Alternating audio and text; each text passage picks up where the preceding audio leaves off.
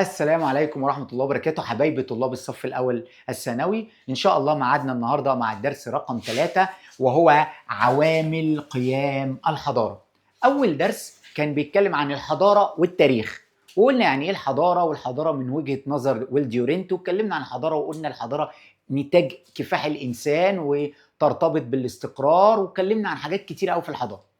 الدرس الثاني كان بيتكلم عن مصادر الحضارة. انا بجيب الحضاره منين؟ انا ممكن قلت لك في مصادر اوليه يعني اصليه، مصادر ثانويه يعني مرجع. قلت لك المصادر الاوليه ممكن اجيب الحضاره من الاثار، من نقش، من البردي، الاستراكه، ممكن اجيبها من النقود والمسكوكات، ممكن اجيبها من كتابات المؤرخين، الناس اللي بتكتب تاريخ. وممكن اجيب مصادر ثانويه، بجيب حاجات بقى مش مظبوطه قوي، اجيبها من الفلاسفه او من الشعراء او من الاساطير. الاتنين دول مصادر الحضاره. هنتكلم النهارده بقى عن عوامل قيام الحضاره، بس قبل ما اتكلم كلمه عوامل معناها اسباب قيام الحضاره. اولا في عوامل طبيعيه وعوامل بشريه. العوامل الطبيعيه مهمه والعوامل البشريه مهمه. هنبدا بالعوامل الطبيعيه. رقم واحد ربنا سبحانه وتعالى بيقول لك وخلقنا من الماء كل شيء حي. يبقى رقم واحد الانهار. حضرتك مفيش حضاره في الصحراء، لازم ميه. فرقم واحد الانهار ساعد على الزراعه. زمان انا اول ما ربنا خلق الانسان نزل على سطح الارض، لبس اي حاجه تغطيه، اول حاجه فكر فيها كرشه، عايز ياكل. زي ما انت بتصحى من النوم كده تقول لي ماما جعان جعان، اول حاجه بتفكر فيها الاكل. الانسان اول حاجه فكر فيها الاكل. عمل ايه؟ مشي يدور على جمع ثمار، عمال يمشي من حته لحته، عمال جمع ثمار، يصطاد حيوانات بحثا عن الطعام. فاكيد الراجل ده مش عايز في استقرار، ده كل يوم في حته بيجري ورا الاكل بتاعه. لكن وهو ماشي لقى نهر، الله، ميه ما بتخلص. طب وليه اجري ورا الاكل؟ ما انا اجيب الميه وازرع لنفسي الاكل. طب انا زرعت، همشي ولا اقعد جنب الزرعه؟ هقعد جنب الزرعه. طب ابدا اجيب بقى شويه حيوانات صغيره، خروفين ومعزتين وشويه فراخ وشويه ارانب واربيهم. طب ابني لنفسي بيت صغير. طب ابدا ابني بقى مقبره ليا عشان ادفن فيها وعيلتي. طب ابدا ابني مدرسه. طب ابدا استقر. خلاص انا قاعد مش ماشي. يبقى عوامل قيام الحضاره رقم واحد الانهار عملت لي زراعه، والزراعه عملت استقرار، والاستقرار ادى الى حضاره. وعندي اشهر حضارتين، ده للامانه طبعا افضل حضارتين على وجه الارض: الحضاره المصريه القديمه والحضاره العراقيه حضاره بلاد الرافدين.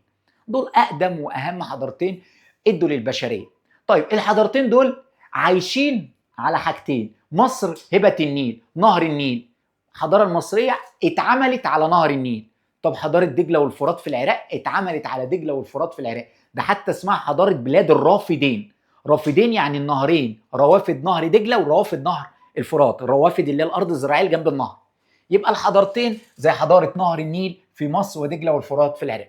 رقم اتنين الموقع الجغرافي. مفيش حضاره موجوده في الجبل، مفيش حضاره كبيره موجوده فوق الجبل، حاجات بسيطه. مفيش حضاره كبيره موجوده في الصحراء ولا في التلج ولا في الغابه. لازم موقع حلو. وتعالى اتفرج كده على موقع مصر او موقع العراق، احسن موقعين في العالم، في قلب العالم. مصر دي بتربط بحر المتوسط بالبحر الاحمر، مصر بتبص على 3 قارات، فالموقع مهم بالنسبه للحضاره. رقم 3 عدم وجود موانع وفواصل. النهارده لو في بيني وبينك جبل مانع، انت مش شايفني، مش عارف انا بشرح ايه، انت كده مفيش حاجه ربطاني بيني وبينك، في موانع. لو في جبل بيني وبينك، الحضاره بتاعتي مش هتقابل الحضاره بتاعتك، مش هيبقى في تواصل. فعدم وجود الفواصل بتؤدي لوجود الحضاره. رقم 4 الثورات المعدنيه. الثروات المعدنيه اللي هي زي الصخور. بص كده على الحضاره المصريه، التماثيل دي ايه؟ حجاره. الجبال والاهرامات كل ده ايه؟ حجاره. طيب عندنا معادن زي التماثيل النحاس والبرونز والحديد اللي موجود، والتماثيل كل دي اسمها والعملات كل دي اسمها معادن. يبقى الثروة المعدنية بتزود حضارة.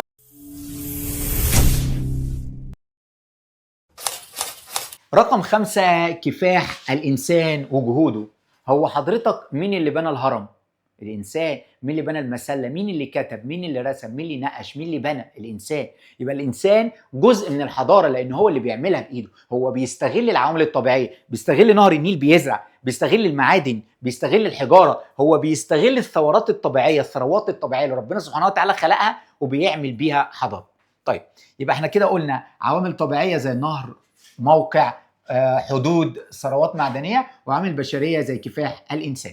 طب هنيجي بقى نتكلم عن عوامل قيام الحضاره. قلنا عوامل قيام الحضاره: نهر النيل في مصر مثلا، الموقع الجغرافي، رقم 3 الثروه المعدنيه، رقم 4 الحدود الطبيعيه، رقم 5 المناخ. دي عوامل طبيعيه لقيام الحضاره. نبدأ بقى ناخدهم واحد. هنتكلم مع بعض عن عوامل قيام الحضارة المصرية القديمة، يعني أسباب قيام الحضارة المصرية القديمة، وقلنا عوامل طبيعية وعوامل بشرية. وأول حاجة وأهم حاجة هتكلم عنها وسبب من أسباب قيام الحضارة المصرية، وهي روح مصر، قلب مصر، نهر النيل.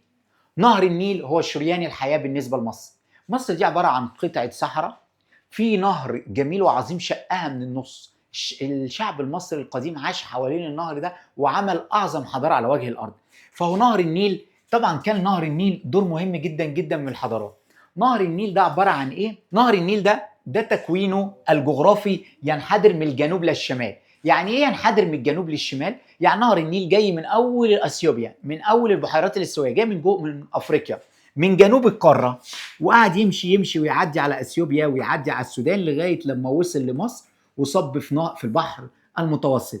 فنهر النيل ده ينحدر من الجنوب للشمال، تمام؟ وهو جاي الميه وهي جاي ما شاء الله منتهى الكرم. الميه وهي جايه من الجنوب مش ايديها فاضيه، جايه معاها زياره، بس احلى زياره للشعب المصري. جايه معاها الطمي، الطينه محمله بالطمي. الطمي ده زمان كان بيجي فيضان، الفيضان الميه تخرج بره النيل وتسيب لنا الطمي، فيبقى حاصل ارض زراعيه. فطبعا الميه دي محمله بالطمي، فعملت لنا اللي احنا بنسميها الدلتا، والارض وادي النيل، عملت لنا منخفض الفيوم. كل دي بسبب نهر النيل، تمام؟ رقم 2، استفاد المصري القديم من نهر النيل في ايه؟ اولا، نهر النيل كان بالنسبه للمصريين عمل لي 3 حاجات مهمه قوي، ونفهم معنى كل كلمه عشان نعرف نحل. عمل لي وحده وتضامن. كلمه وحده جايه من كلمه ايد واحده، كلنا ايد واحده كشعب مصر. تضامن يعني واقفين مع بعض، نتضامن مع بعض في الازمات. نهر النيل عمل لي وحده وتضامن في الفيضان. بس قبل ما اتكلم على الفيضان هتكلم عن قصه حصلت عندكم في يوم من الايام. اكيد مره حد فيكم نسي الحنفيه بتاعت الحمام، فلقيته الشقه غرقانه. ماما صحيت من النوم، ربنا يا رب يعينها، لقيت الشقه فيها ميه. في حل من 2: ممكن انت تجري تقول انا عندي درس، بابا يقول انا عندي شغل، اختك تقول لا ده انا رايحه المدرسه، وتسيبوا ماما. ماما تقول خلاص ولا انا عامله حاجه، يا نهار ابيض دي الشقه باظت. وممكن نعمل كلمه اسمها وحده وتضامن، هنقف مع ماما ايد واحده، نتضامن مع ماما في المشكله ديت، مش هنسيبها لان احنا كويسين وبنسمع الكلام. عارف انتوا كويسين وبتسمعوا الكلام، مصدق. هنعمل ايه؟ هنقف مع ماما. بابا دخل خد السجاده حطها في البلكونه، اختك الصغيره مسكت المساحه، ماما لمت، في ساعه لقينا الشقه رجعت احسن من الاول. انت بتحكي لنا القصه دي ليه؟ هو ده اللي المصريين القدماء كانوا بيعملوه. كان المصريين القدماء كل سنه بيجي فيضان. فيضان يعني الميه بتطلع بره نهر النيل وبتغرق الارض. هي دي حاجه حلوه ووحشه. حلوه لان خير جاي، ميه هتزرع لي وهتروي لي وهنزرع وزي الفل. لكن وحشه هتغرق الارض وممكن توقع البيوت. طب نعمل ايه؟ قال لي نقف ايد واحده. اول ما الفيضان يجي لو كل واحد قال لك يلا نفسي، القريه كلها تغرق. لكن احنا لا، كلنا نقف ايد واحده، نحفر قنوات وترع عشان الميه بدل ما تغرق البيوت تفضل ماشيه في الارض الزراعيه. نبني سدود، نبني حاجات صغيره كده، نعمل حواجز للميه، فتلاقي القريه كلها خرجت، يلا الفيضان جاي، كله يشتغل. هوبا، الفيضان طلع مكسب، روالنا الارض الزراعيه وزرعنا، لان كلنا بقينا ايه؟ ايد واحده وتضامنا مع بعض. يبقى نهر النيل عمل للشعب المصري بدل ما كل واحد اناني، خلانا كلنا ايد واحده، وحده وتضامن بسبب الفيضان.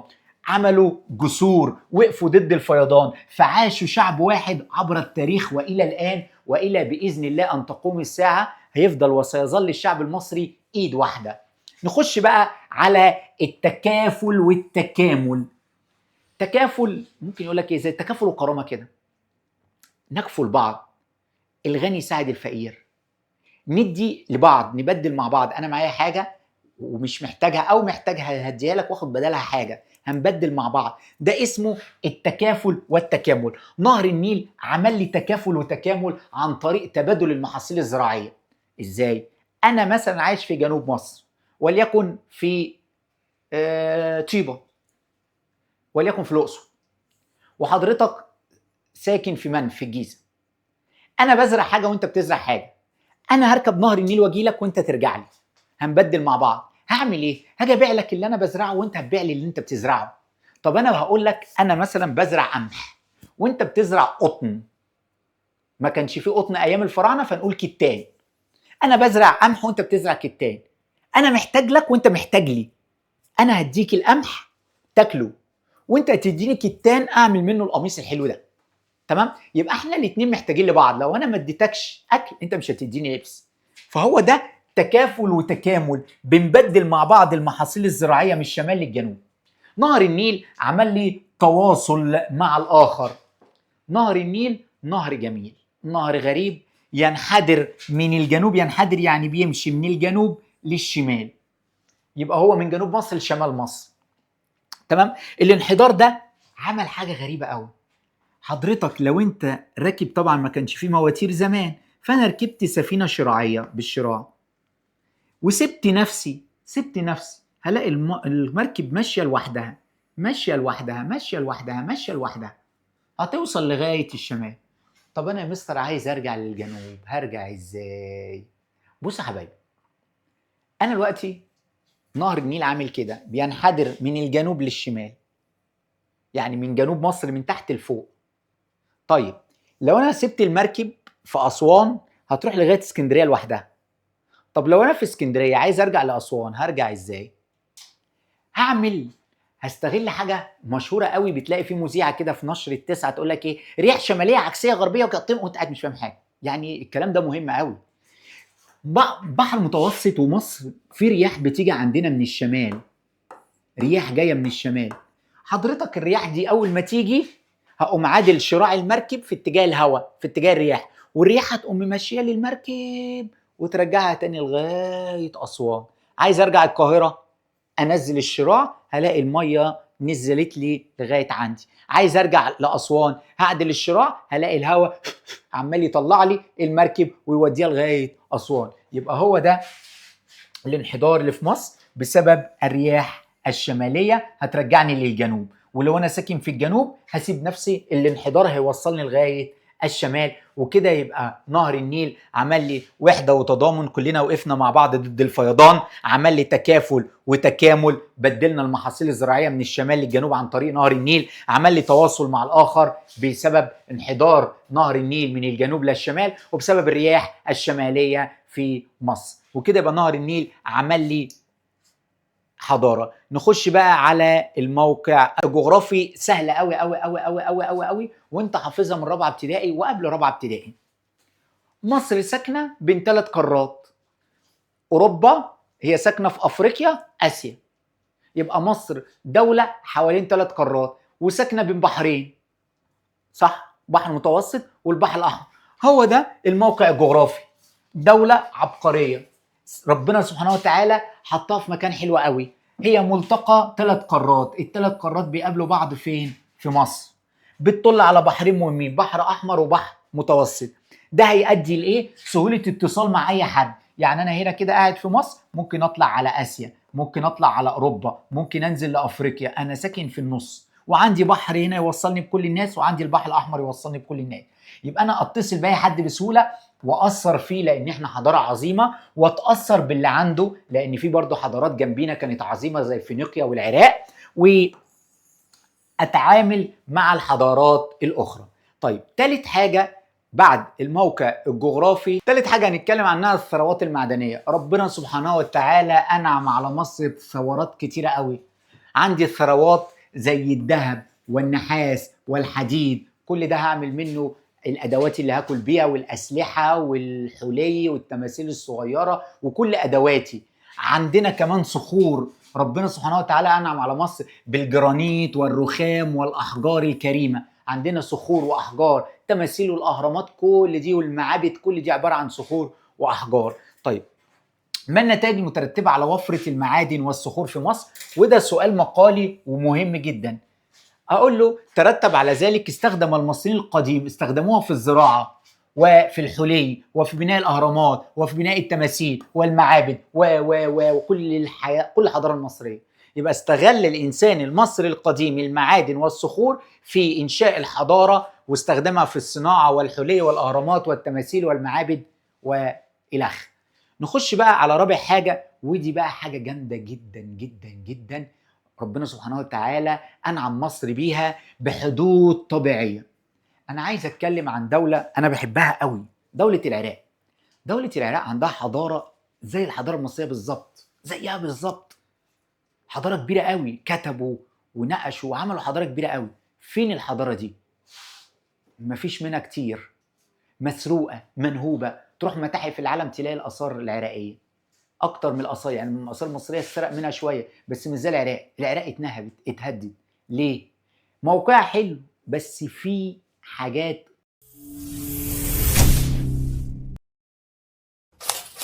عشان الحدود الطبيعيه، لو انت سمعت القصه دي وفهمتها مني ممكن تعرف لما اجي اكلمك على الحدود الطبيعيه ليه الحمد لله رب العالمين الحضاره المصريه موجوده لغايه دلوقتي. لو بصينا على البحر المتوسط كده بسرعه هلاقي ادي نهر النيل وادي مصر، ادي البحر الاحمر، ادي الخليج العربي، ادي دولة الهند، ادي دولة الصين، ادي بقية قارة اسيا. هنا دولة جميلة جدا اسمها العراق، حضارة بلاد الرافدين. عندها حدودها مع الفرس، حدودها مع الروس اللي هي النهارده روسيا، حدودها مع فينيقيا اللي هي سوريا ولبنان وفلسطين، حدودها مع الجزيرة العربية، الصينيين، الهنود، المغول، الأوروبيين. طيب مستر العراق دي للأسف حدودها الطبيعية مش زي مصر، كلها قريبة من بعض، فتلاقي عين الفرس يهجموا، الهنود يهجموا، الصين المغول عايز يهجم، الروس، الأوروبيين، الإسكندر الأكبر، البطالمة، الرومان، أي حاجة، الفينيقيين، المصريين حتى لو طلعوا إيه ده؟ بص العراق عاملة إزاي؟ فدخل عليها الفرس، هجم عليها التتار أبدوها، وهجم عليها في الآخر شياطين الأرض حاليا الولايات المتحدة الأمريكية في برضو. فالعراق بص بقى لمصر وحدودها الطبيعية، وهتكلم من الخريطة دي أحسن ما أتكلم من الملزمة. الحمد لله رب العالمين. هنبص على مصر كده، طبعا أنا بتكلم زمان. عندنا في بحر اسمه البحر المتوسط، الله أكبر، أي حد هيهجم إن شاء الله هيغرق في البحر المتوسط ويموت بإذن الله، ولو ما غرقش هنستناه على شط البحر ونضربه ونمنعه من دخول مصر. زمان ما كانش فيه تقدم ولا فيه طيارات ولا صواريخ، عشان فبكلمك اللي هيجي عايز هيجي من ناحية أوروبا كده هيغرق في البحر المتوسط في 60 داهية. يبقى أنا عندي في الشمال بحر الله أكبر حميني. طيب لو جيت من اتجاه الشرق أنا عندي البحر الأحمر، هتيجي من هنا هتغرق بإذن الله في البحر الأحمر. لو عديت من البحر الأحمر هتتوه في الصحراء الشرقية إن شاء الله وتغرق وتموت في 60 داهية. هتهجم عليا من الصحراء الغربية استحالة، بحر الرمال العظيم هنا. أي حد هيفكر يهجم على مصر من الغرب هيتوه في الصحراء ويموت. يبقى أنا عندي في الشمال بحر متوسط، في الشرق البحر الأحمر، في الغرب الصحراء الكبرى. طيب هيجي لي من الجنوب، هيجي لي من نهر النيل. يا نهار أبيض، ونهر النيل ينحدر من الجنوب للشمال، يعني ممكن يجي لي بسهولة. أقول له ما يعرفش. الحمد لله نهر النيل في حاجة اسمها جنادل.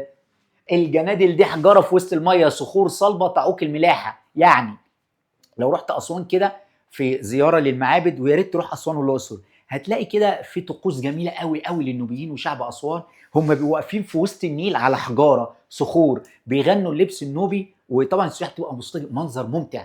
فالفولكلور او الفن الشعبي بتاع الشعب الاسواني والنوبه والاقصر تلاقيهم واقفين كده على حجاره في وسط نهر النيل، وانا راكب المركب تلاقي المركب ماشيه بالراحه كده عماله تعدي بين الصخور. لو المركب غلطت هتخبط في الصخره تتكسر. وايه دلوقتي تخيل زمان بقى ما كانش فيه مواتير، يعني الرياح فتلاقي اي حد هيهجم على مصر من الجنوب هيخبط في الجنادل، يعني الصخور. سؤال بقى، وده سؤال للاذكياء قوي، في باب واحد بيدخل على مصر، وكل مصر وكل اللي حصل في مصر 99% منه من الباب دوت. ايه هو؟ البوابة دي شمال شرق مصر، شبه جزيرة سيناء. دي الحتة الوحيدة لو كده بصيت، العرب المسلمين جم من هنا، الاسكندر الأكبر جه من هنا، البطالمة جم من هنا، الفرس لما هجموا على مصر واحتلونا جم من هنا، ولاد الحرام الصهاينة اليهود اللي سموا نفسهم هم يهود وصهاينة سموا نفسهم إسرائيل، ما علينا. اليهود دول لما جم يحتلوا سينا جم من هنا، ولما اديناهم بالجزمة على وش اللي جابوهم في سنة 73 ومرمطناهم وأسرناهم وخدنا سينا برضو كان من هنا. نابليون بونابرت لما راح بلاد الشام راح من هنا، ولما رجع مهزوم واخد على قفاه من بلاد الشام كان راجع من هنا.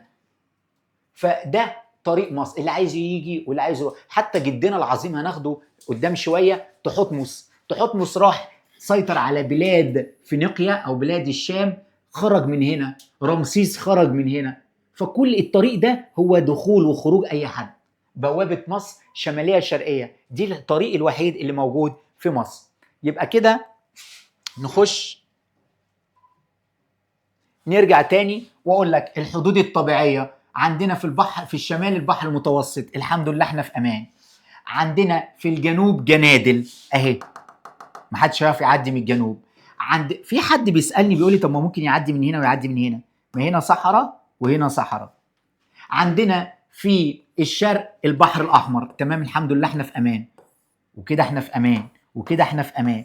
طب هيجي لي من الشرق بعد ما يعدي من البحر الاحمر، انا عندي كمان هنا صحراء في الشرق وعندي صحراء كبيره هنا في الغرب. بص مصر كده يا باشا مقفوله الحمد لله. المشكله الوحيده عندنا اللي هي دي، حتى فرعون وقوم موسى خرجوا من هنا، والهكسوس جم من هنا. ده الطريق اللي اي حد بيخش فيه مصر زمان. تمام.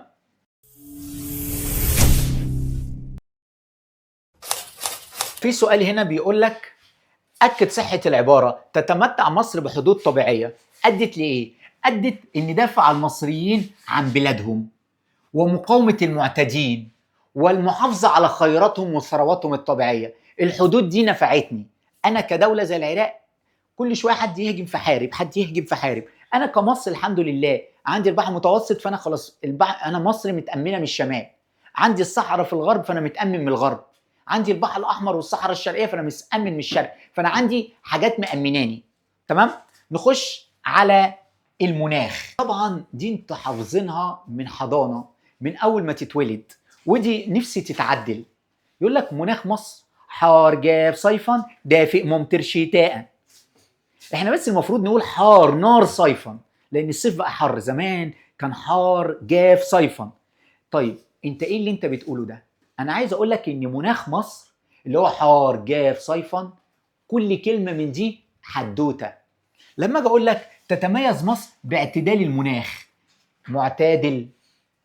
انا لا تلج زي اوروبا وروسيا، روسيا في الشتاء نايمين، ولا حر زي غابات افريقيا في الصيف ميتين. لا انا الحمد لله بشتغل صيف وشتاء. الصيف الجو حر شويه بشغل التكييف، باجي اخد دشين 3 4 واشرب شويه ميه واشتغلت. في دول تبقى درجه الحراره نار في عند خط الاستواء، ولا في الشتاء بهموت، لا الشتاء البس جاكيت وانزل شغلي. فانا بشتغل طول السنه. فالاعتدال المناخ ساعد اني اشتغل صيف شتاء ربيع طول السنه. رقم 2 الجفاف. احكي لك قصه. بتوع الاثار الباحثين اكتر وقت بيحبوا يعني يدوروا فيه على اثار ممكن في الصيف في الحر. ليه؟ قال لي اصل عدو الاثار الميه. تاني، احنا حضرتك لو احنا زي خط الاستواء امطار غزيره طوال العام، كنت تلاقي الهرم دباش، نحت ونقل وارساب كانت فتفت. كنت تلاقي المقابر دي الميه دخلت جوه المقابر، البردي دخل على الاستراقه، دخل على المومياوات، وكله بقى طين وعجين. لكن جفاف مصر حافظ على الآثار. الجفاف ده حافظ على التماثيل، حافظ على الآثار المصرية، حافظ على البردي. فكلمة جفاف دي ساعدت على الآثار المصرية. طبعا اختلاف درجة الحرارة، في الصيف حر وفي الشتاء معتدل. يعني عندي محاصيل في الصيف باكل بطيخ، وباكل في الشتاء برتقان. يبقى عندي تبادل محاصيل زراعيه، يبقى عندي محاصيل صيفيه ومحاصيل شتويه، محاصيل بتحب الجو المعتدل، محاصيل بتحب الجو الحار. يبقى حتى اختلاف درجه الحراره في الفصول ساعدت على تنوع الغلات. كلمه غلات يعني محاصيل. ده هيؤدي للرخاء، وان الشعب المصري القديم يبقى غني. وعايزك تتخيل ان انا بكلمك عن 3000 سنه 2000 سنه، ما بكلمكش دلوقتي. فكل كلامي عايزك تتخيل ان مفيش ولا موبايل ولا كاميرا ولا شاشه ولا تكنولوجيا ولا عربيه ولا مواصلات ولا موتور ولا طبعا ذكاء اصطناعي. فعايزك تتخيل ان انا بكلمك عن حاجه مفيش كل اللي في ايديك ده، مفيش الموبايل اللي انت بتتفرج عليه، مفيش كل ده. فعايزك تتخيل ان انا بكلمك على الاف السنين، ما بكلمكش عن النهارده. ما كانش فيه لا نور ولا كهرباء ولا مواصلات ولا مواتير، ما كانش فيه ذكاء اصطناعي ولا تلفزيونات، ما كانش فيه وسائل اتصال. فانا عايز اكلمك عن حياه مش الوقت، عشان انت شايف ان الموضوع لو تخيلت معايا وانا بتكلم من 2000 سنه هتلاقي نفسك الموضوع بالنسبه لك اسهل. في مؤرخ اسمه هيرودوت ابو التاريخ. هيرودوت قال لك مصر هبه النيل. يعني ايه مصر هبه النيل؟ يعني مصر ربنا سبحانه وتعالى وهبها بنهر هو اللي عمل كل حاجه. ان عايز اسالك تتفق ولا تختلف مع هيرودوت؟ انا بقى هختلف مع هيرودوت. ايه ده؟ هي مصر مش هبه النيل؟ لا، مصر هبه النيل وهبه المصريين. هو نهر النيل هو اللي بنى ولا الشعب المصري؟ لولا كفاح المصري في بناء والتعمير ما كانش اتعملت الحضاره. طب ما نهر النيل موجود في اريتريا، موجود في اثيوبيا، موجود في السودان، موجود في الكونغو، موجود في دول كتيره قوي. هل عندهم حضاره بقيمه الحضاره المصريه؟ لا. يبقى مش نهر النيل هو اللي عمل الحضاره، هو نهر النيل ساعد على الحضاره، بس كفاح الانسان المصري القديم وتعبه وسهره هو اللي عمل الحضاره المصريه. ده طبعا مش مني، ده اصلا سؤال مقالي. فيجي يقول لك تتفق، وبيجي على فكره من امتحان الشهر كتير، تتفق ولا تختلف مع هيرودوت مصر هبه النيل؟ اقول له اختلف، لان مصر هبه النيل وهبه المصريين. لولا كفاح المصري العظيم ما قامت هذه الحضاره الكبيره. نشوفكم ان شاء الله الحلقه الجايه، ويا ريت نعمل الواجب ونبعته وهنحل مع بعض ان شاء الله المحاضره اللي بعد الجايه الفصل الاول كله. والسلام عليكم ورحمه الله وبركاته. سلام.